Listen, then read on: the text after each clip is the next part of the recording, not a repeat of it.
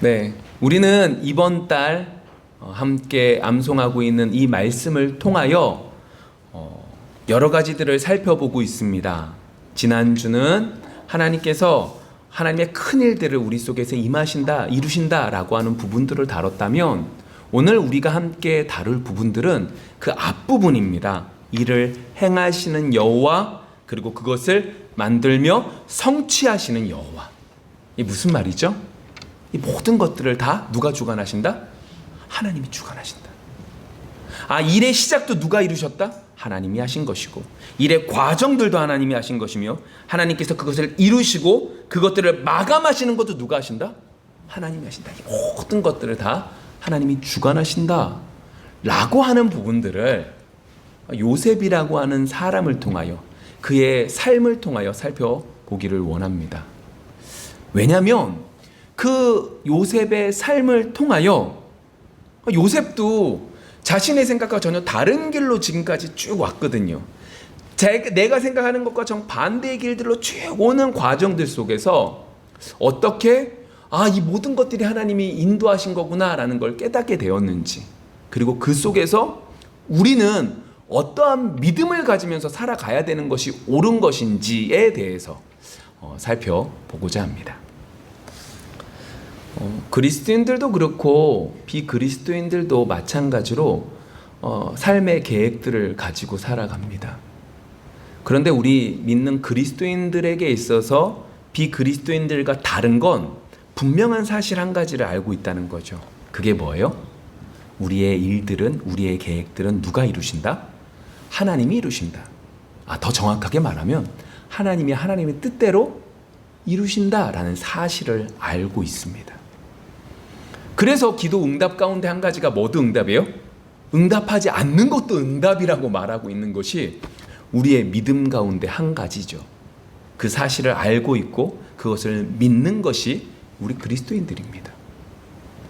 그 모습을 우리는 요셉의 삶 속에서도 분명히 볼 수 있습니다. 그게 뭐냐? 요셉이 창세기 45장 속에서 자신의 형들에게 자신의 정체를 밝히고 있습니다.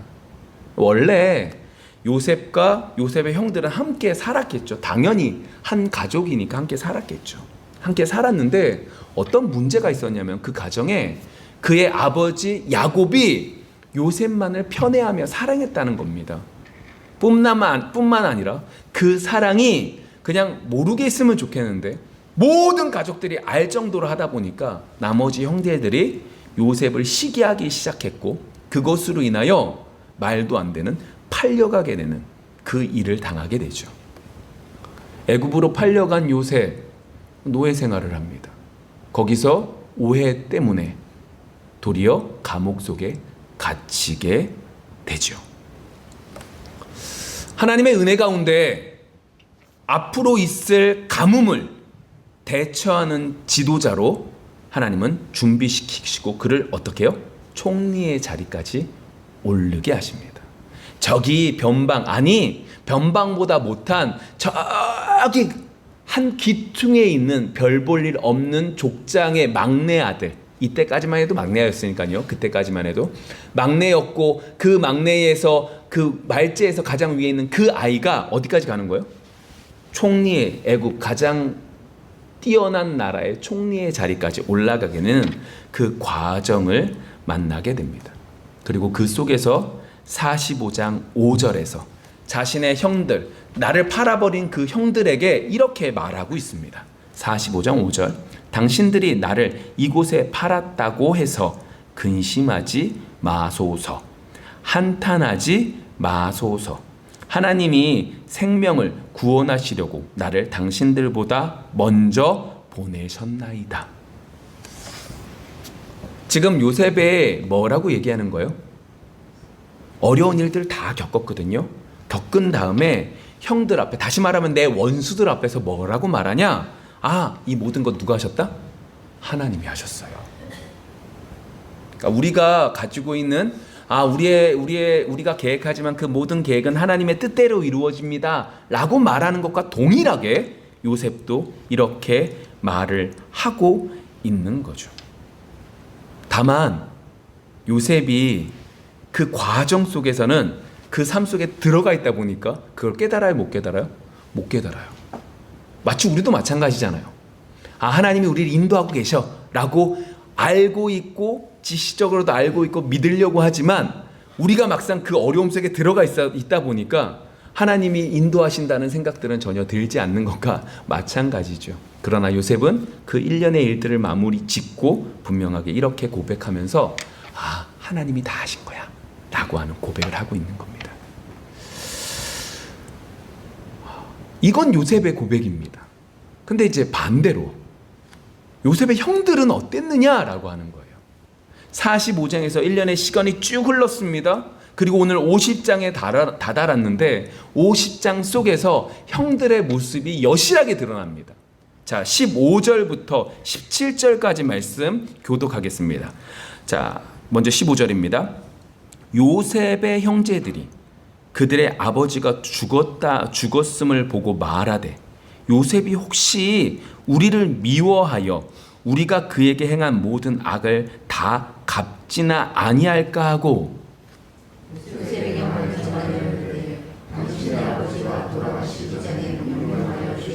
같이 볼까요? 너희는 이같이 요셉에게 이르라. 내 형들이 내게 악을 행하였을지라도 이제 바라건대 그들의 허물과 죄를 용서하라 하셨나니 당신 아버지의 하나님의 종들인 우리 죄를 이제 용서하소서 하며 요셉이 그들이 그에게 하는 말을 들을 때에 울었더라. 아니, 분명히 요셉은요 45장에서 뭐라고 그래요? 아, 이 모든 거 하나님이 하셨어요 고백했거든요. 시간이 흐른 다음에 마지막 자신의 아버지 야곱이 죽은 이후에 그의 형들은 뭐라고 여기는 거예요? 예전 일 생각해서 우리를 죽이지 않을까? 라고 하는 두려움 속에 있는 거죠. 아, 그나마 아버지가 살아 계셨으니까, 효자니까 그나마 아버지 살아 계셨을 때는 그냥 뒀는데 이제 아버지가 돌아가셨으니까 우리를 죽이지 않을까? 아니, 입장 바꿔놓고 형들의 입장에서 나를 몇십 년 전에 죽으라고 나를 팔아버렸는데, 죽이려고 하다가 팔아버렸는데 그게 용납이 될까? 라는 생각 속에서 이 두려움 속에 빠지게 되는 거죠. 그래서 뭐라고까지 얘기하냐? 17절에 아, 내 아버지 야곱이 너 형들한테 그거 갚지 말라고 말했으니까 야곱아 너 효자지? 그러니까 아버지의 말을 생각해서 그 말 우리 죽이지 마 라고 얘기하는 데까지 갑니다. 좀 시원하지 않으세요? 좀 시원하지 않습니까? 정말로 나를 죽이려고 하는 그 원수가 어떻게 되는 거예요? 이렇게 어려움을 겪으니까 너무너무 좋을 수도 있죠. 저라도 좋을 것 같아요. 근데 우리가 봐야 될 것은 그 부분이 아닙니다. 정말로 오늘 봐야 될 것은 이 요셉의 형들의 이 모습 속에서 우리가 깨달아야 되는 부분이 있다는 거예요. 어떤 걸 깨달으시겠습니까? 어떤 많은 부분, 그래 잘못을 범하지 말고 살아야지 이럴 수도 있겠지만 이 요셉의 형들의 모습을 보면서 우리가 깨달아야 될 것은 우리는 우리의 형제를 팔진 않았지만 하나님께서 예수님께서 우리를 용서해 주셨다는 것을 우리는 얼마나 잘 깨닫고 살아가고 있느냐라고 하는 부분입니다. 분명히 45장에서 요셉이 뭐라고 말해요? 이 모든 것들을 하나님이 하셨어요. 하나님이 하신 거예요. 나는 화가 나고 나는 그럴 수 있지만 시간이 지나고 몇십 년이 지난 다음에 딱 보니까요 이 모든 거 하나님이 하신 거였어요. 그 믿음을 갖고 있었어요. 이제 그걸 찾아볼 텐데 그 믿음이 있었는데 이 형들은 어때요? 그러한 믿음이 아니었으니까 어때요? 두려워하고 있었던 거죠. 이미 괜찮어 라고 얘기했는데 그게 들리지 않은 거예요. 그대로 우리한테는 어떻게 해요? 예수님께서 우리를 용서해 주셨다라고 하는 걸 분명히 알고 있는데 알고는 있는데 삶 속에선 그게 이루어지지 않는다는 문제가 있다는 거죠. 정말로 우리가 바라봐야 될 부분은 그 부분인 거예요. 화통하다, 너무 기분 좋다. 그럴 수 있지만 정말로 바라봐야 될 건 우리의 모습이 요셉의 형들의 모습과 똑같구나.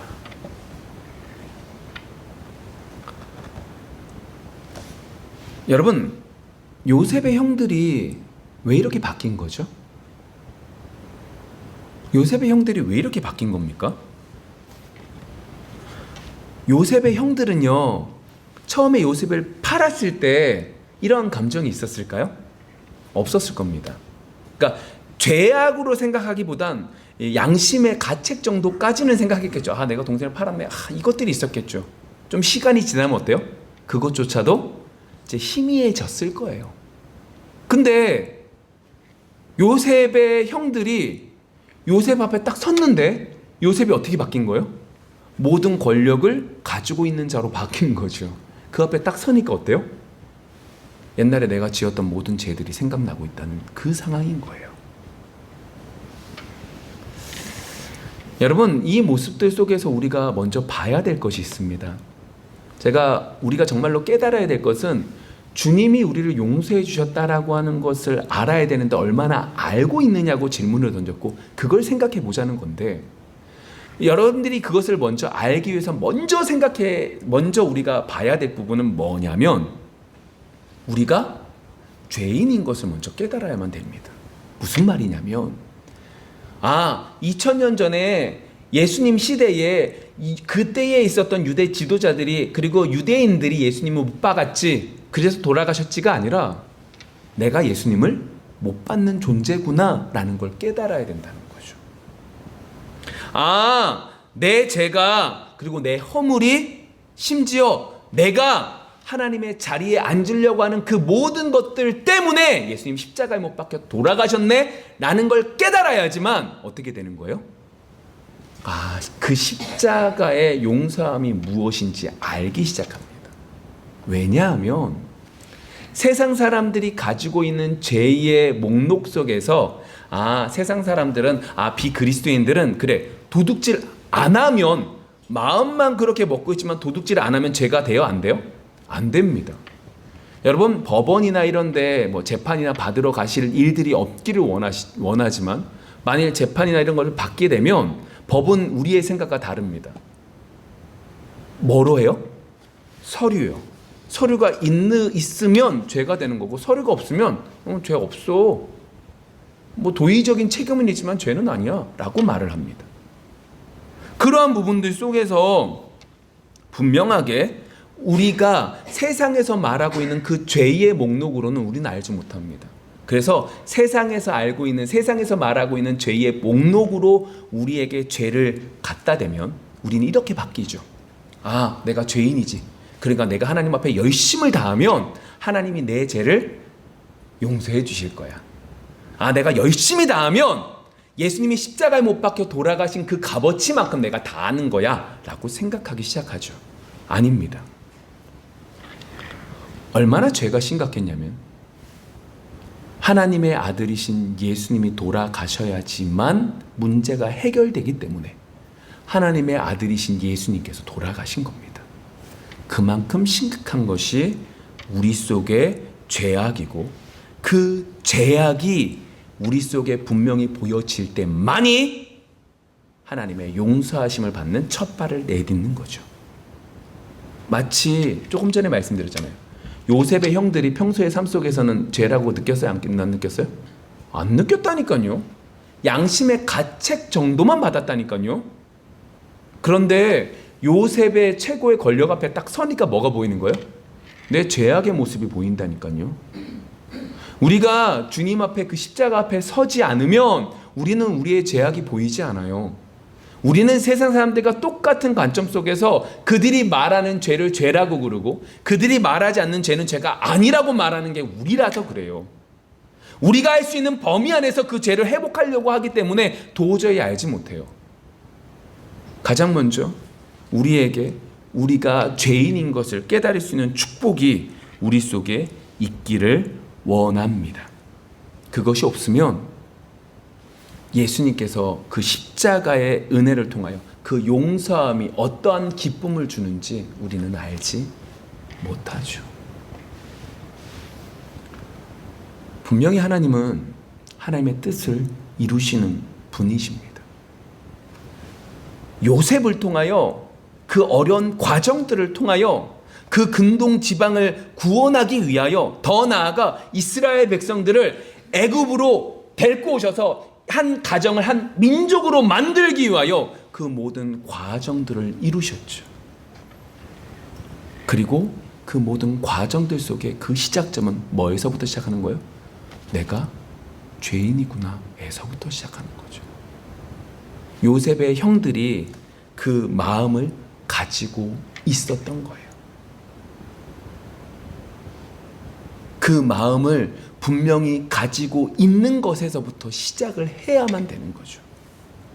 그냥 두렵네, 무섭네 이게 아니라 그 진정으로 그 마음을 갖는 것에서부터 이주가 시작되어야 되는 것이고 한 민족이 이루어져야만 되는 거죠.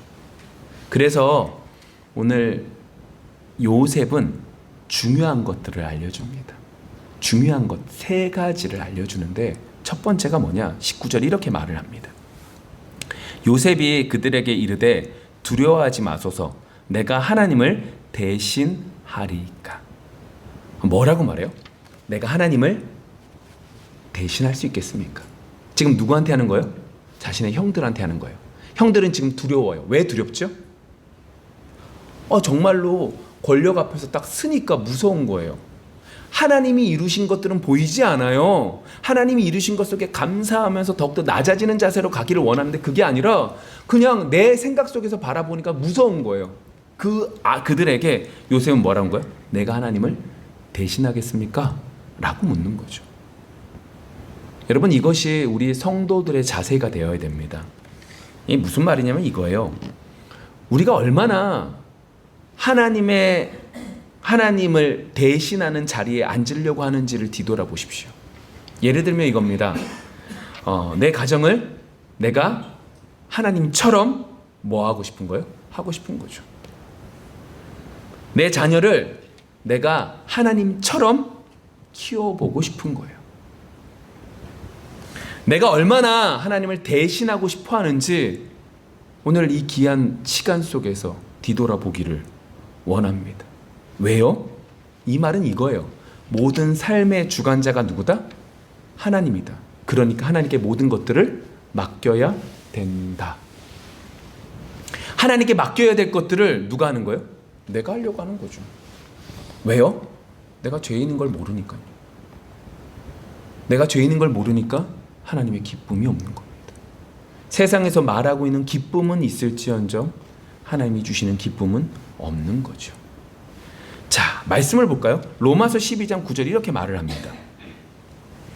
내 사랑하는 자들아, 너희가 친히 원수를 갚지 말고 하나님의 진노하심에 맡기라. 기록되었을 때 원수 갚는 것이 내게 있으니 내가 갚으리라고 주께서 말씀하시니라. 여러분, 첫 번째로 요셉이 말한 의도는 이겁니다. 내가 하나님을 대신하겠습니까? 무슨 말이에요? 하나님이 모든 것들을 다스리고 주관하세요. 그래서 저는요, 내 감정에 따라, 내 기분에 따라 움직이겠다, 움직이지 않겠다? 움직이지 않겠습니다. 원수 갚는 것도 내가 하는 게 아니에요. 내가 보니까요, 하나님이 지금까지 모든 걸 인도하신 거였어요. 내가 하나님을 대신할 수가 없어요. 그래서 뭐 하다는 거예요? 내 감정에 따라서, 내 기분에 따라서, 내 뜻에 따라서 움직이지 않을 거예요. 이것이 누구의 자세요? 그리스도인들의 자세라는 거죠. 자, 그러면서 요셉이 다시 한 번 더 말합니다. 20절. 당신들은 나를 해하려 하였으나 하나님은 그것을 선으로 바꾸사 오늘과 같이 많은 백성의 생명을 구원하게 하시려 하셨나니. 이게 무슨 말이냐면 이거예요. 지금 요셉은요, 뭘 보냐? 내가 하나님을 대신할 수가 없네. 두 번째, 인간이 아무리 약해도 누구 뜻대로 이루어진다? 하나님의 섭리대로 이루어지는구나. 하나님의 뜻대로 이루어지는구나. 하나님의 뜻대로 이루어져서 내가 지금 이 자리에 있구나 라는 걸 알게 됐다는 거죠. 요셉이 팔려갈 때가 언제냐면 17살이에요. 그러니까 17살에서 30세까지 감옥에 있었던 거예요.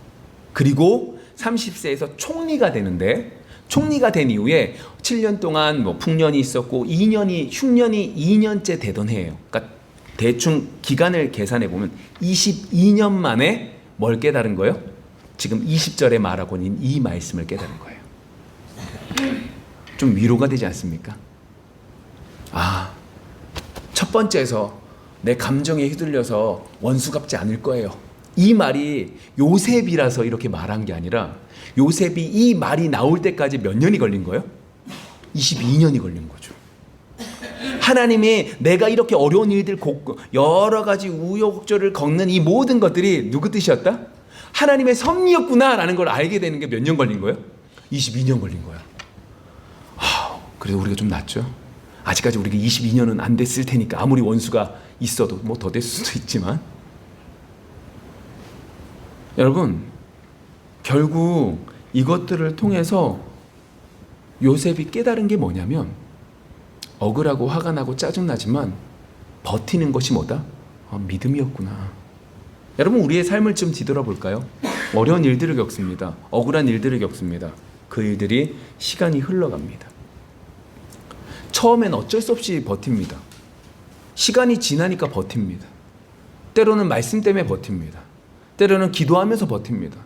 때로는 힘들어서 짜증내면서도 불평하면서도 어쩔 수 없이 버티고 살아갑니다. 그리고 시간이 지나서 뒤돌아봅니다. 그 모든 어려운 일들, 그 모든 어려운 것들이 뭐였다? 하나님의 뜻 안에 있었던 거구나. 내가 지금까지 있다 보니까 나 혼자 걸어온 것 같지만 하나님이 나를 붙들어 주신 거였구나. 억지로 버티고 버틴 것이 그냥 버틴 게 아니라 이게 뭐였다? 믿음이었구나 라는 걸 깨닫게 되는 거죠. 여러분 오늘 이 말씀들이 단순하게 말씀이기 때문에 중요한 것이 아닙니다.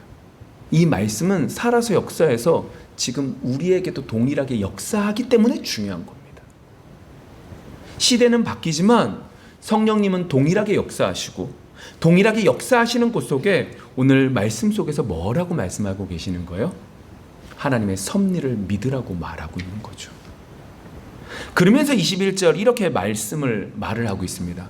요셉은 여기서 한 걸음 더 나아가서 믿음의 고백을 하는 겁니다. 볼까요? 당신들은 두려워하지 마소서. 내가 당신들과 당신들의 자녀를 기르리이다 하고 그들을 간곡한 말로 위로하였더라. 자, 오늘 좀 전에 이 말씀 속에서 뭐라고 말하냐면 당신들과 당신들의 가족들을 자녀들을 뭐 한대요? 기른대요. 여러분 이거 쉬운 것 같습니까? 쉽지 않습니다. 쉽지 않습니다.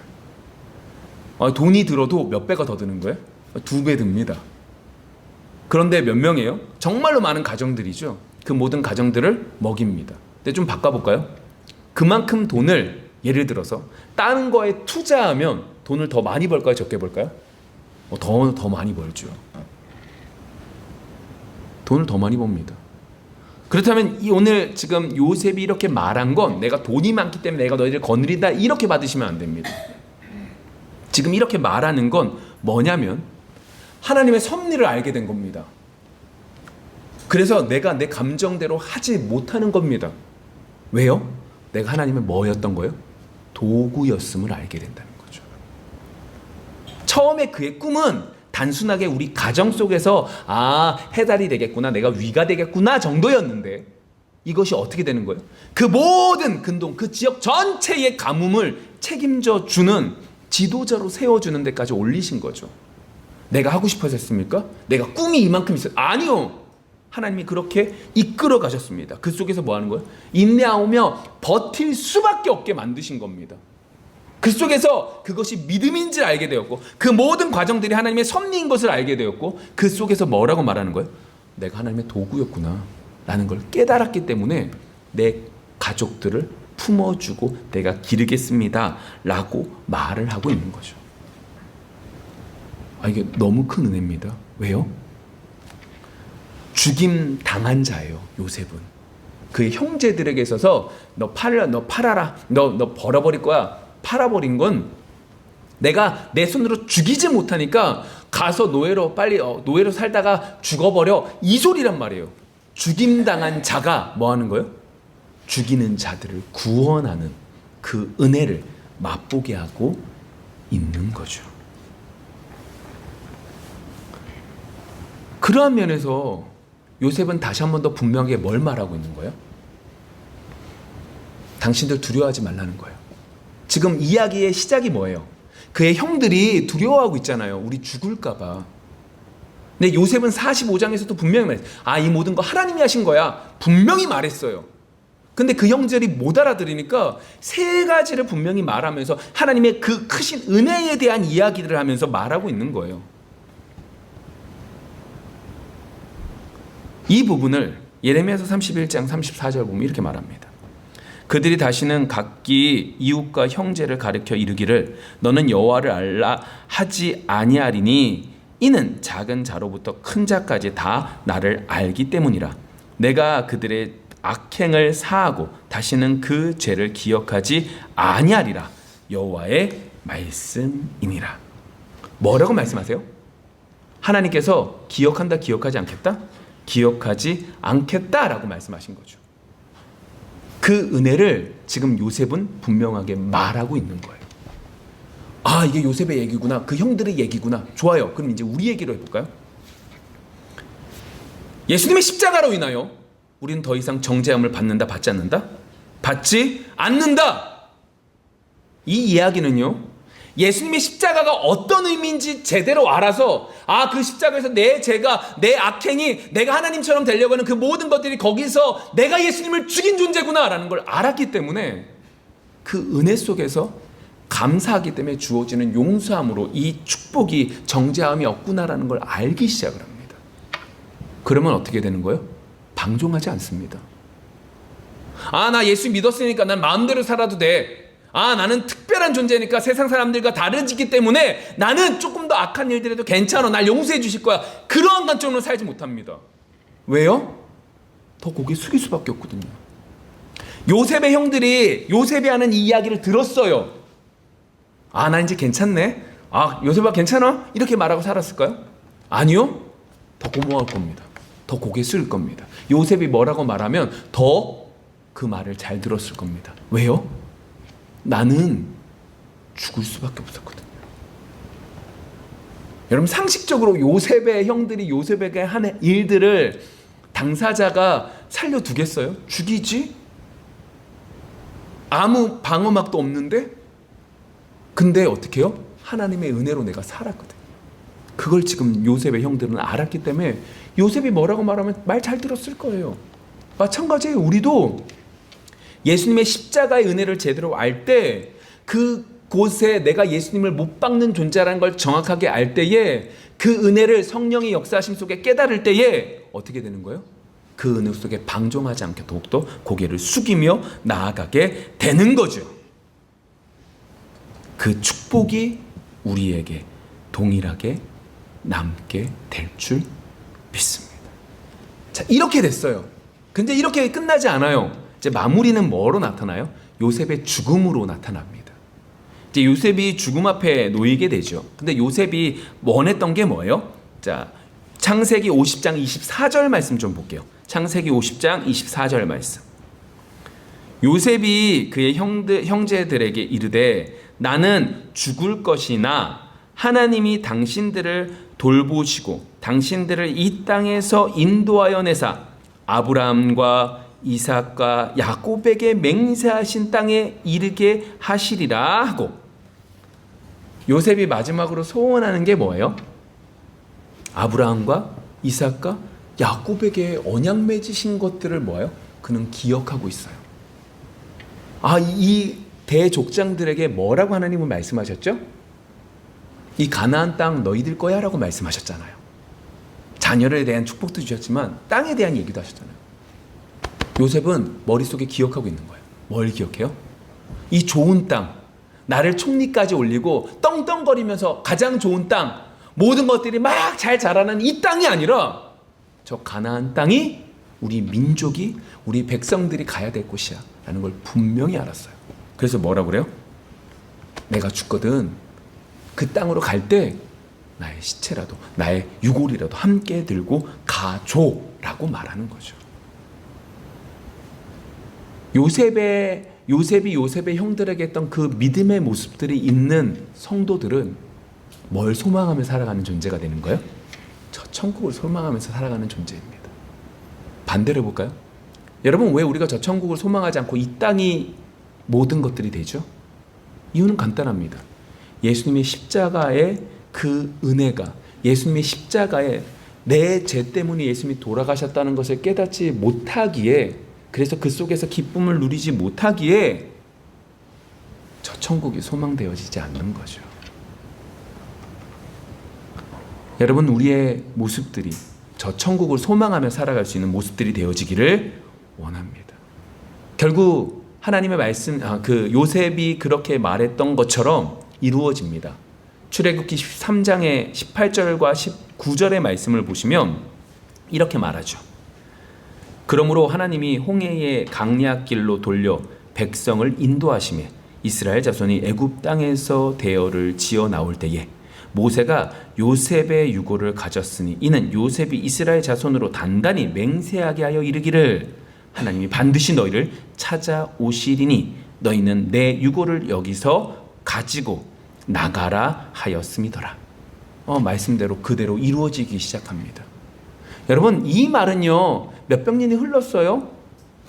내가 지금 나가야 되거든요. 바빠 죽겠는데 이것들을 챙기고 간다는 거죠. 왜요? 여러분, 이 말을 단순히 그 약속 지켰고 이거 보시면 안 돼요. 하나님의 말씀은 신실하게 이루어진다, 이루어지지 않는다? 이루어진다. 여러분, 유고를 들고 가는 게 이루어지는 게 아니에요. 하나님 뭐라고 말씀하셨어요? 아브라함과 이삭과 야곱에게, 특별히 아브라함에게 말씀하셨거든요. 애굽에 있다가 시간이 되면 400년이 지나면 돌아오게 될 거야. 그 시간이 됐거든요. 하나님의 말씀대로 그 모든 것들을 이루고 계심을 요셉은 자신의 유고를 통하여 백성들에게 분명히 밝히고 있는 거죠. 그리고 정작 여호수아서 24장 32절에 보시면 정말로 가나안 땅에 묻힙니다. 또 이스라엘 자손이 애굽에서 가져온 요셉의 뼈를 세겜에 장사하였으니 이곳은 야곱이 크라타를 주고 세겜의 아버지 하몰의 자손들에게서 산 밭이라. 그것이 요셉 자손의 기업이 되었더라. 정말로 말 그대로 그렇게 이루어진 것을 볼 수 있게 됩니다. 저 말씀을 좀 정리해 볼까요?